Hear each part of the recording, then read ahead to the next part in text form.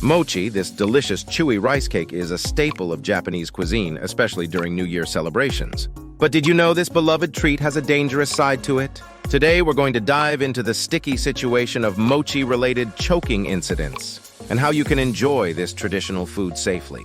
Mochi is made from glutinous rice that's steamed and pounded until it becomes sticky and elastic. This unique texture is what makes mochi so enjoyable to eat, but it is also what makes it a choking hazard.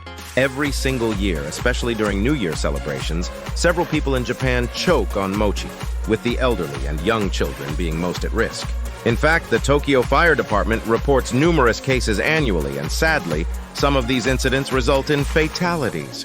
Why is mochi so dangerous? A short explanation is because its dense, sticky consistency makes it difficult to chew and swallow. Large pieces can easily become lodged in the throat, leading to choking and suffocation. But don't worry, you don't have to give up mochi when visiting Japan with your family. Here are some tips to enjoy it safely. First, always cut mochi into small, bite-sized pieces. This simple step can make a huge difference helping you eat it. Next, chew the mochi thoroughly before swallowing. It might sound really obvious, but taking your time can prevent a choking hazard. Also, please consider preparing mochi in soups or heating it to soften its texture, making it easier to eat. If you're serving mochi to young children or elderly family members, always explain to them how to eat it while they eat it. Awareness and caution can go a long way in saving your young child or elderly family members. Mochi is more than just a treat. It's a cherished part of Japanese culture and celebration.